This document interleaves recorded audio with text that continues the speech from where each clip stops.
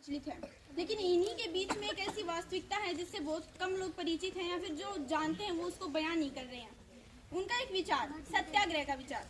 सत्याग्रह का अर्थ होता है सत्य के लिए आग्रह, सत्य को आधार मानकर अपना विद्रोह करना। हम सब जानते हैं कि उस समय जो है स्वतंत्रता सेनानी हिंसक विरोध कर रहे थे, हिंसक तरीके से वो जो शासक है, जो अंग्रेज है, उनका विरोध कर रहे थे, उनकी बखाली कर रहे थे, उनको देश से निकालने के प्रयास कर रहे थे।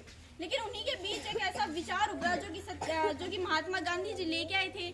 महात्मा गांधी जी इस विचार को दक्षिण अफ्रीका से लेके आए थे जब वो 1915 में भारत आए थे, क्योंकि दक्षिण अफ्रीका के अंदर जो रंग भेद नीति थी उसके खिलाफ इन्होंने सत्याग्रह को आधार बनाकर अपनी बातें रखी थी। सत्याग्रह के आधार पर ही उन्होंने वहाँ पे लड़ाई लड़ी थी और उसके बाद उन्हें वहाँ पे विजय भी मिल गई थी। तो फिर उन्होंने सोचा कि क्यों ना इसी आइडिया को, इसी आइडियोलॉजी को हम भारत में भी अपनाएं। तो उन्होंने सत्याग्रह का विचार भारत में वो लेकर आए और अब हम आपको सत्याग्रह के विचार को और भी अच्छे से समझाएंगे। सत्याग्रह एक निष्क्रिय प्रतिरोध नहीं था बल्कि एक सक्रिय प्रतिरोध था। सत्याग्रह के लिए एक सघन सक्रियता चाहिए। गांधी जी के अनुसार सत्याग्रह एक शारीरिक बल नहीं है। सत्याग्रही कभी अपने शत्रु को कष्ट नहीं पहुंचाता, वह कभी अपने शत्रु का विनाश नहीं चाहता। सत्याग्रही के प्रयोग में प्रतिरोध या दुर्भावना की भावना नहीं रहती। सत्याग्रह एक शुद्ध आत्मबल है।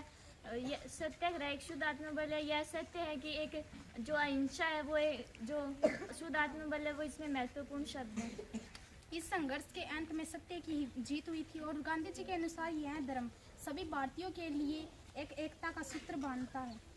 जब असहयोग आंदोलन अपनी चरम सीमा पर था तो 5 फरवरी 1922 को गोरखपुर स्थित चोरा चोरी नामक स्थान पर सत्याग्रहियों और पुलिस के बीच एक हिंसक टकराव हुआ, जिसे देखकर गांधी जी ने असहयोग आंदोलन को वापस ले लिया। धन्यवाद।